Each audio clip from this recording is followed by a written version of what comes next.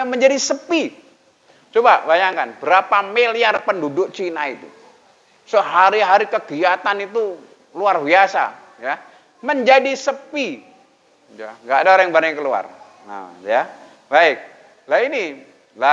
Dalam poin ini, para umat, Bapak sekalian, jadi iktikad orang yang beriman dalam hal ini bahwa selain Allah itu makhluk. Ya. Tapi jadi tetap Bapak Ibu, Muslim tetap ada rasa takut. Karena takut itu ya fitrah manusia ada rasa takut. Oh, tapi kan takut hanya kepada Allah. Nah, itu secara akidah ya. Kita takut hanya kepada Allah. Oh, kita nggak takut kepada siapapun, takut hanya kepada Allah. Kemudian ada macan lepas dari kandangnya. Ya. Nah, gitu. Mana lapar begitu. Takut hanya kepada Allah. Bukannya dia lari malah mendekati macan. Lah mati pisan dia. Keterkam. Begitu. Nah, jadi bukan begitu, ya. Karena memang ini ya taruhlah dalam surah Al-Baqarah 155 dalam bentuk ujian. Salah satu ujian manusia itu apa, Bu? Walanabluwanakum bisyai'in minal khauf. Jadi kamu sekalian, apalagi orang yang beriman, pasti saya uji. Pertama dengan rasa takut. Hanya saja bedanya, takutnya orang yang beriman dengan orang kafir itu berbeda. Kalau orang kafir takutnya apa, Bu? Kira-kira kalau ibu-ibu, takut tua, ya. Takut nggak menarik lagi. Ya. Ketika takut tua, takut menarik, akhirnya pergi ke Keramat 6. Operasi plastik lah gitu. Mana plastiknya dari ember. Kalau yang nggak ada itu orang kafir itu. Paling tidak pergi ke dukun. Ya. Pasang susuk memang ada, Pak Ustadz. Dulu ketika siapa itu yang dulu Bambang Soeharto itu punya istri yang keduanya yang menggoda namanya Mayang Sari, ya. Loh, kok bisa menggoda Bambang? Padahal Halimah jauh lebih cantik daripada Mayang Sari. Masa ibu-ibu lupa sih ini? Ada, ya gitu. Nah, akhirnya, diisukan Mayang Sari itu pasang susuk dia. Namanya wartawan nggak mau tinggal diem, dikejar di mana Mayang Sari pasang susuknya itu, didatangi ke dukunnya. Pas didatangi betul-betul lagi duduk tekun, itulah dukun, ya. Karena dukun artinya orang yang duduk tekun. Jadi ibu-ibu bapak-bapak lagi jadi dukun, ya, orang yang duduk tekun, ya. Apa betul ini Anda indikasi? Oh betul. Kata Mbah Dukun tadi betul. Mayang Sari pernah datang ke sini. Oh, di dalam dunia perdukunan memang ada ini. Orang pasang susuk itu. Ya tergantung. Kata di tahun itu, ya paranormal yang paling kaya siapa, Bu? Joko Bodo. Ya. Orang-orang belum punya mobil Hammer, dia sudah punya mobil Hammer yang gambar martil itu. Berapa miliar harganya itu. Ya, itu Joko Bodo udah punya. Kaya dia. Itulah. Ya bodoh aja kaya, gimana dia pinter gitu. Sekarang udah insaf itu. Kenapa dia kaya? Kata Joko Bodo, banyak artis datang ke sini minta dipasang susuk. Satu susuk itu harganya 50 juta itu. Di tahun itu. Ya. Padahal dolar hanya berapa? Ya, 5.000, 6.000 paling tinggi itu. Maka nilainya besar. Maka Joko Bodo kaya. Lah kata Joko Bodo ada yang minta dipasang di bibir. Ya, supaya sekali senyum, ting-ting itu kakek-kakek pada ngintil. Ada yang dipasang di mata sekali kedip, ting-ting gitu ya. Masalah. Itu ya. Nah ini karena rasa takut, al-khauf berlebihan. Itu orang kafir. Ya. Takut mati, takut ya jabatannya diambil orang, kursinya kayaknya bawa kursi sendiri dari rumah. Bawa meja sendiri ya. Baik, ya sama. Itu orang kafir. Kalau atau muslimnya muslim sontoloyo gitu. Nah, sebelum dapat kursi dia ngamalin ayat kursi terus tiap hari. Setelah dapat kursi ayatnya hilang. Gitu, ngamalin ayat kursi. Waduh, ya calon-calon gitu. Baik, itulah. Tapi orang beriman ada rasa takut. Tapi takut yang beralasan, bukan takut tua. Orang kok takut tua gitu. Ya, yang ditakutin bagaimana nanti saya bisa husnul khotimah atau tidak. Bagaimana nanti di alam barzah, begitu dahsyatnya di alam barzah. Ada buku judulnya Malam Pertama di Alam Kubur. Ini bukan malam pertama pernikahan, bukan. Malam pertama di alam barzah. Masya Allah, kenalan dengan malaikat mungkar nangkir. Yang suaranya gilatun syidat. Yang suaranya menggelegar seperti geledek. Itu siapa? Orang kafir. Kalau orang Aisyah, orang PCM sini ya nggak mungkin. Ya, malaikat dengan suara itu. Nanti suaranya lembut. Ya, lembut. Maka ini ya, ada ulama Nabi itu bercerita gini, nanti waktu syakaratul maut itu ada yang sakitnya itu seperti 300 kali bacokan pedang atau seperti kambing yang dikulitin, begitu dahsyatnya itu. Tapi di sisi lain, waktu syakaratul maut itu dicabutnya ringan, seperti mencabut rambut dalam tepung. Kan ringan itu. Nah, ulama ini bingung bagaimana ini ya. Akhirnya dia mikirin berhari-hari. Nah, akhirnya dia mimpi. Dalam mimpi itu disuruh membaca surah Yusuf. Baca surah Yusuf. Ya, seperti Yusuf ya. Pada ayat yang ke-33 itu. Ya. Surah Yusuf ayat 33. Apa itu bunyinya, Bu? Ya, jadi ketika ibu-ibu yang menggosipin Zulaiha, ini ibu-ibu dari dulu memang tukang gosip ternyata. Ya karena Zulaiha itu pernah menggoda Yusuf, ya diajak bersenang-senang dan beritanya ini bocor sampai ke wanita-wanita kota itu mendengar. Wah, akhirnya gosip tuh. Wah, itu gimana ya, masa istri pembesar raja kok seneng sama anak angkatnya, kagak lepel pisan, memang gak ada laki lain ini dia begitu. Wah, Zulaiha panas itu, hatinya digosipin oleh ibu-ibu itu. Akhirnya ibu-ibu yang gosip tadi diundang semuanya, Bu. Diundang semuanya ke rumahnya.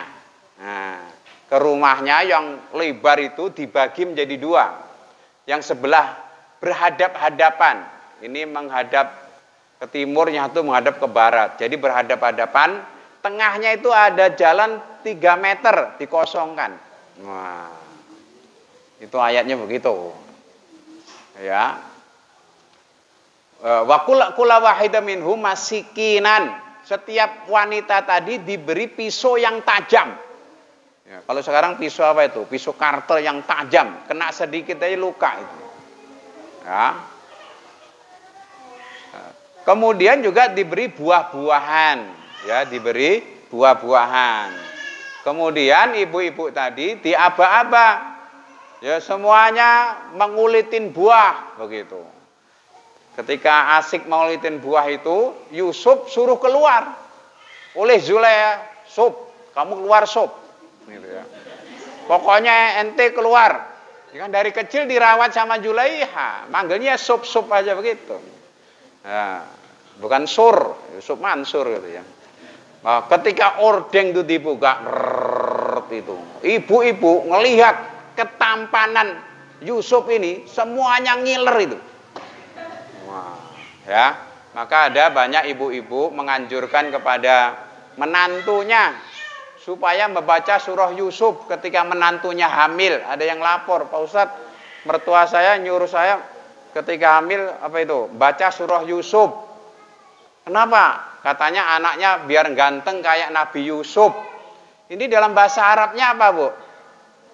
Ketika hamil, baca surah Yusuf supaya nanti anaknya ganteng kayak Nabi Yusuf. Ini bahasa Arabnya, Pak.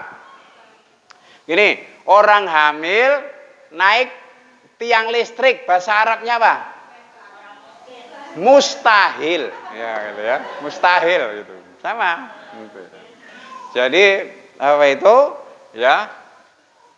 Orang Indonesia, ibu-ibu Indonesia, ya, lagi hamil baca surah Yusuf supaya anaknya ganteng kayak Nabi Yusuf. Bahasa Arabnya mustahil. Ya, mustahil, tidak mungkin.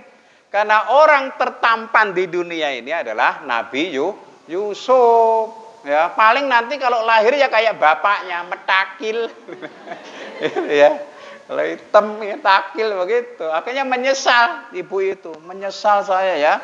Saya sudah baca surah Yusuf. Kok anak saya nggak ganteng kayak Nabi Yusuf. Malah kayak bapaknya.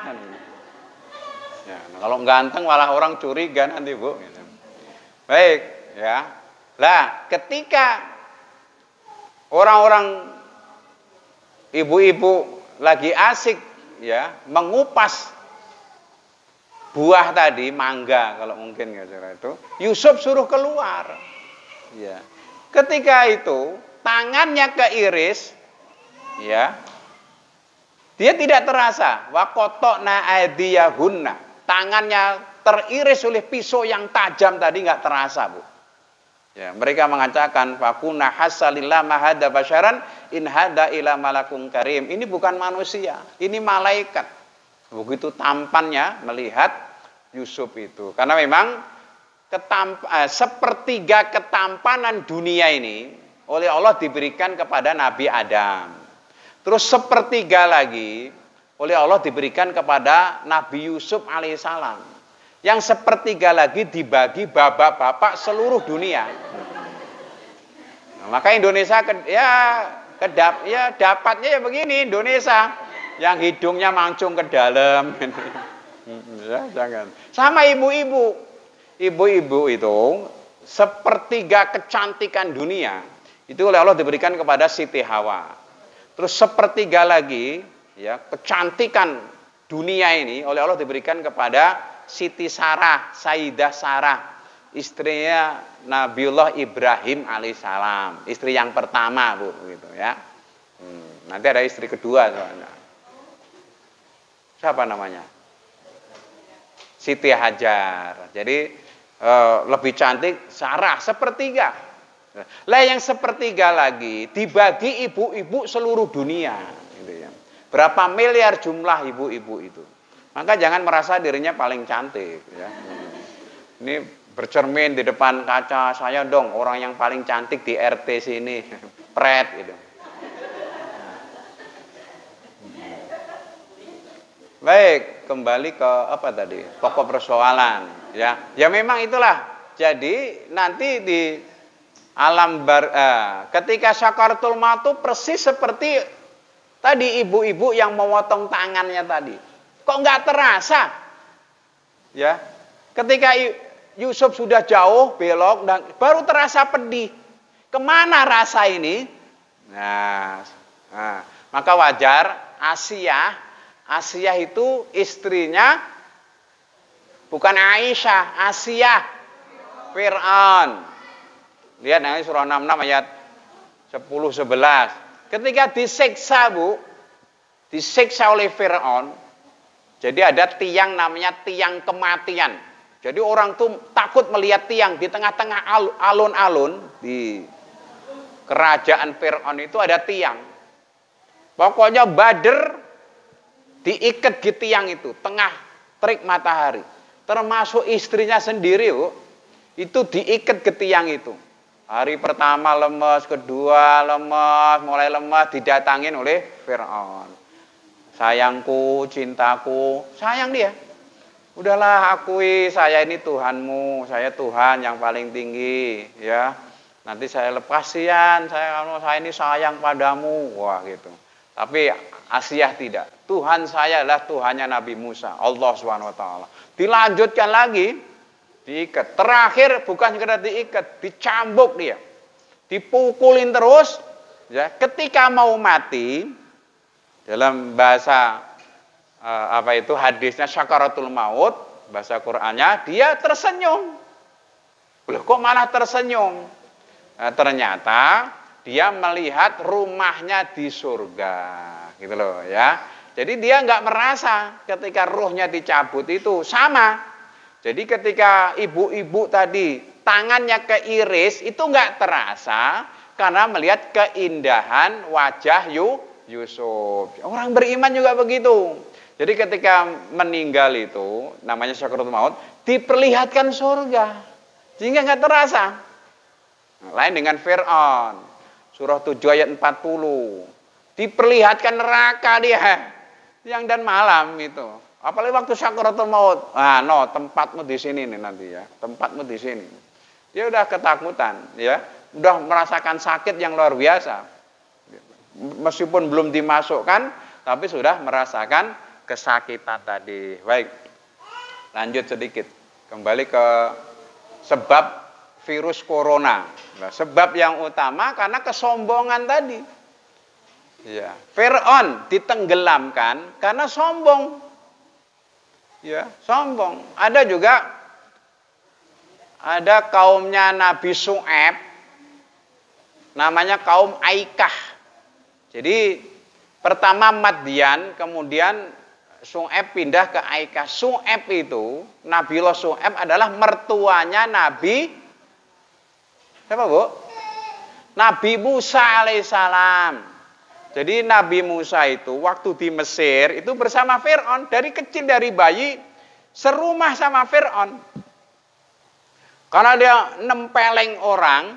Jadi ada orang Bani Israel, pemuda, dengan pemuda yang masih segolongan dengan Fir'aun berantem. Dipisahin susah, ditempeleng ini. Yang dari pemuda masih kaumnya Fir'aun mati. Sekali tempeleng mati, Pak. Kuatnya luar biasa. Kan memang rata-rata nabi itu, para nabi rasul diberi kekuatan 10 kali lipat dibandingkan manusia biasa. Nanti baca di kitab Zadul Ma'ad ya, kekuatan Rasulullah itu. Pernah Rasulullah itu menggilir istrinya, dalam semalam tuh digilir semua itu, Bu. Bapak bayangkan itu. Sampai sekali aja udah lempoh gitu ya. Gitu. Ini semuanya karena di kitab Zadul Ma'ad. Karena Rasulullah memiliki, padahal sekali kita hubungan dengan istri, kata Ibnu Qayyim Al-Jauziyah, itu sama dengan lari 5 kilo, Bu, bagi laki-laki itu. Jadi apa itu? Tenaga yang dikeluarkan itu sama dengan lari 5 kilo. Ya, sampai kalau habis hubungan itu seperti itu. Itu Ibnu Qayyim jadi sampai membahas seperti itu. Kenapa kok kewajiban mandi junub? Karena tenaga yang dikeluarkan itu sama dengan lari 4 atau 5 kilo. Masya Allah. Dahsyat, pantas itu tuh ya. Langsung lemas gitu.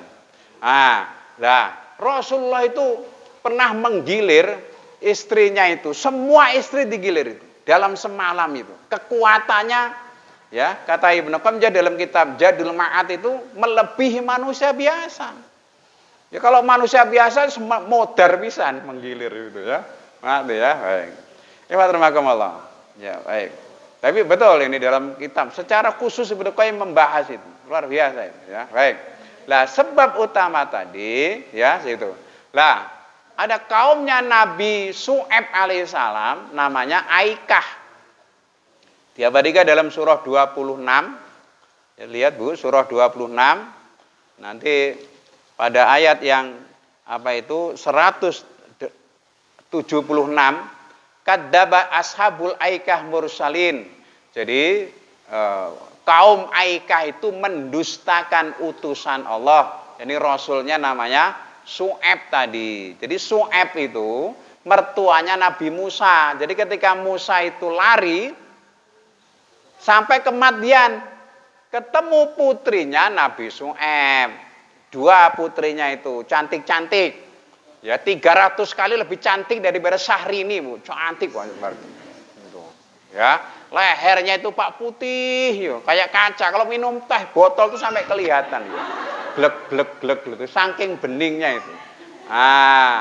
Karena dia menolong, Nabi Musa itu menolong putrinya karena apa ya? Bapaknya sudah dia menggembala kambing, mau ngasih minum ditolong. Akhirnya oleh putrinya diajak ke rumahnya. Nah, akhirnya salah satunya dinikahkan kepada Nabi Musa. Nah, siapa namanya, Bu?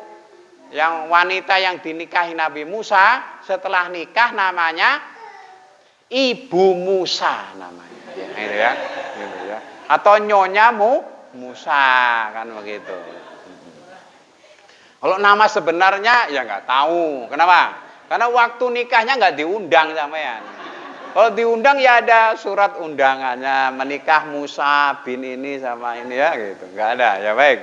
Nah, salah satu misi dari Syu'aib ini, di samping mengajak mereka itu beribadah kepada Allah, yang kedua mengajak mereka untuk berlaku jujur di dalam berdagang, terutama waktu menimbang atau menakar. Maka disebutkan dalam ayat 181, wa auful kaila wala takunu minal mukhsirin. Kaum Aikah, hendaknya kamu berlaku jujur ketika menimbang, jangan menambah dan mengurangi, jangan merugikan orang lain. Wazinu bil qistasil mustaqim, timbang dengan jujur, ya, dengan adil begitu. Tapi mereka apa itu? Malah ngejek Nabi Syu'aib, jelek-jelekin, ya ngejek, menentang, bahkan nantangin, sombongnya nantang. Lah, nantangnya itu diabadikan dalam surah 26 ayat 187-nya. Ya, apa? Fa askid alaina kisafam minas sama in kunta minas shodiqin. Wahai Syu'aib, ya, hujani saya batu dari langit atau benda-benda yang dari langit kalau kamu betul-betul seorang nabi yang benar. Ini sombong nantangin itu. Tak lama kemudian, Pak, kata Ibnu Abbas, memang ada tafsir mengatakan betul-betul dihujanin batu. Ada kata Ibnu Abbas didatangkan angin seperti kaum Ad tadi. Angin namanya angin samum. Wah, kalau tadi sor-soro angin yang dingin, ini anginnya panas, Bu. Jadi persis seperti gunung Merapi meletus, laharnya keluar, panas tuh udara itu. Ya, pohon kering, Mbah Marijan ini ikut kering itu. Gitu, nggak mau turun ikut kering, ya. Kalau tahun 2006-nya Mbah Marijan menginstruksikan supaya di depan rumah diberi janur kuning supaya wedhus gembelnya nggak ngamuk. Lah berhasil, nggak jadi meletus itu. Maka Mbah Marijan menjadi sakti, orang tersakti di Indonesia Mbah Marijan. Maka langsung dapat tawaran, iklan, roso-roso gitu. Gitu kan. 2010 ya sesajinya nggak mempan, tetap aja wedhus gembelnya ngamuk, Bu, gitu. Orang-orang pada turun, dia nggak turun. Akhirnya kena angin lahar itu, dia kering, Bu, mati panas itu. Dia hebat. Apa itu, meninggalnya sambil sujud. Memang orang Kejawen itu ada yang sholat, Bu, meskipun dia dekat masjid itu. Ya, saya orang Jawa dan ada aliran Kejawen di sebelah sana namanya Saptosilo, nggak ada yang sholat itu. Ya orang-orang kayak Mbah Marijan, anaknya semua itu orang-orang Kejawen. Islam itu Islam Kejawen. Sholatnya cukup iling. Karena hakikat sholat itu apa? Surah 20 ayat 14. Aqimus sholah lidzikri. Tegakkan sholat untuk mengingatku. Jadi esensi atau hakikat sholat itu ingat. Ingat itu bahasa Jermannya iling tadi. Maka mereka cukup iling. Sudah sholat, Mbah? Udah. Cukup ingat, gitu aja. Ya. Lah kok Mbah Marijan sujud? Bukan sujud kata orang Jogja. Dia pengen ngambil hartanya yang disimpan di dalam tanah. Baru mau ngambil, keburu datang tadi. Ya, angin yang panas. Mati dia. Seakan-akan sujud. Padahal nggak sujud.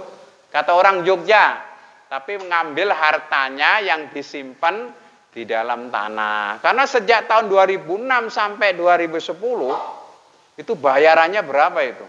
Iklan roso-roso itu.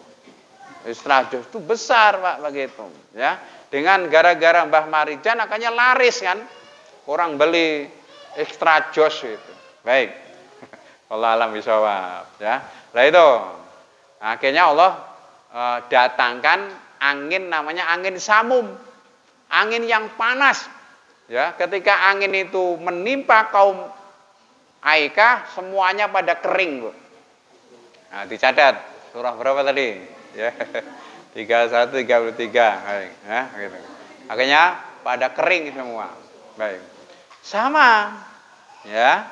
Jadi virus corona ini tes juga indikasi dari para ulama kita, ulama ini ya, para asatid kiai, karena kesombongan daripada Xi Jinping itu, ya, mengatakan ya Islam apa itu, oh kita negara kuat, tidak ada orang yang bisa mengguncang kekuatan kita ini. Bahkan sudah bertahun-tahun dia mendolimi kaum muslimin. Nah, apa itu, komunitas muslim Uighur itu didolimin begitu dahsyat itu. Dia katakan Quran, Islam itu virus yang harus dimatikan. Wah, tak lama guna benar-benar Allah datangkan virus yang mematikan mereka semua itu. Bergelimpangan, Bu. Terakhir, liris terakhir Februari itu udah 1 juta. Atau 1 juta atau ditambah 0 depannya. Iya kan? Karena kelihatan apa, udah gelimpangan, meskipun belum mati langsung dimasukkan apa itu, bukan peti mati itu, sudah dimasukkan ke kantong plastik itu loh, udah bawa dibakar itu kan. Hanya maka itu, jadi masih hidup sudah dimasukkan kantong mayat tuh, jatuh masukin gitu, sudah dibakar. Kalau di Korea Utara kelihatan kena virus langsung ditembak tuh. Korea Utara itu. Jadi pada hakikatnya ini udah jutaan orang mati kena virus ini. Mati. Gitu. Ya inilah kedoliman mereka. Mereka mengatakan ya batasi gerak dan kehidupan umat Islam. Kata presiden ya batasi gerak-geriknya orang Islam. Kehidupan orang Islam dibatasi. Wah, tak lama kemudian oleh Allah benar-benar dibatasi mereka. Diisolasi. Lebih dari 80 kota di Cina itu, saya baca, itu diisolasi, Bu. Lebih dari 80 kota besar. Ya, kalau di sini ya Jakarta, Surabaya, itu sepi karena penduduknya diisolasi, nggak boleh keluar itu. Harus di rumah. Dari luar tuh pintu dipaku tuh. Pakai kayu itu, nggak boleh keluar. Nah, itu lebih dari 80 kota besar di Cina itu. Awalnya ngomong gitu, ya, bahwa umat Islam ini harus dibatasi gerak-geriknya, kehidupannya. Masya Allah, ya. Mereka dilarang wanitanya pakai cadar. Nah, tak lama kemudian mereka pakai cadar sendiri. Ya, di mana-mana harus pakai cadar gitu ya. Begitu, ya itu biarin orang-orang Indonesia juga yang melarang cadar. Ente kok pakai cadar sekarang, Pak Profesor? Iya kan, begitu ya. Juga tuh apa itu, orang-orang Islam yang sekuler suruh pakai cadar tuh. Tadinya melarang di kampus-kampus pakai cadar, sekarang dianjurin malah pakai cadar. Itulah, Masya Allah. Begitu dahsyatnya Allah itu dengan secepat, ya. Kemudian apa itu? Ya. Jadi betul surah 3 ayat 54 tuh, wa makaru wa makallahu wallahu khairul makirin. Mereka membuat rencana. Allah pun punya rencana, tapi Allah lah sebaik-baik rencana. Apa? Makar itu, Pak. Makar itu, Pak. Rencana-rencana jahat itu makar. Begitu. Terus bagaimana nih sikap kita? Ini waktunya habis. 1. Kata kedokteran, virus ini awalnya disinyalir tersebar melewat udara. Oh, ternyata tidak. Ya. Meskipun lewat udara, umat Islam aman. Ya, yang karena anggota kita yang kena udara paling muka, kuping, tangan, ya, itu selalu bersih umat Islam itu. Karena tidak kurang 5 kali kita cuci tangan, berwudu. Lihat itu profesornya ketika memperagakan cuci tangan, oh di sela-sela jari. Mah umat Islam nggak usah diajarin, ya, dari kecil sudah kalau berwudu seperti itu. Apalagi nanti, ya, jam 3 kita bangun, sudah berwudu, sholat tahajud, nanti mau subuh kadang batal wudu lagi. Ntar datang duha tadi wudu lagi, nanti duhur, asar, maghrib. Mau tidur pun kita berwudu. Masya Allah. Jangan, apa itu? Ya, kita buang hajat, istinja. Istinja itu bahasa Tambunnya cebok. Gitu ya. Gitu ya. Itu udah diajarin di Islam. Mereka nggak ada ajaran istinja, itu nggak ada itu. Itu ya, pakai air nggak ada, ya. Kalau Islam kan istinja pakai air, kalau nggak ada air pakai apa, Bu? Bisalah satil hajar dengan 3 batu. Itu bapak-bapak 3 batu. Kalau ibu-ibu, ya 3 bataku. Nggak cukup batu kecil-kecil kan. Ya zaman dulu, sekarang ada tisu kan begitu. Kan? Ya, baik. Kedua, ya surah 5 ayat 88. Kulu mimma razaqakum halalan thayyiba. Makanlah dari apa ini? Rezeki Allah tuh yang halal dan yang thayyib, yang baik. Jadi thayyib itu baik. Maka kita harus protes tuh kepada yang bikin lagu Bang Thayyib itu. Gimana itu? Kan image-nya tuh laki-laki yang tidak tanggung jawab. Bagaimana tidak? 2 kali puasa, 2 kali lebaran nggak pulang-pulang kan. Sedangkan thayyib ini bahasa Quran, baik, halalan thayyiba. Ya, halal itu cara mendapatkannya, thayyib jenis makanannya. Contohnya apa, Bu? Halal tapi tidak thayyib. Ayo, yang bisa jawab boleh pulang duluan. Bakso halal, dagingnya bukan daging tikus, daging sapi halal. Gitu ya, makan bakso. Tapi kalau sambelnya 10 sendok, ya, pedes gak karu-karuan. Habis makan bakso yang pedes, minumnya jeruk yang asam, dingin. Seminggu kemudian dirawat ya. Kenapa? Kena tipes.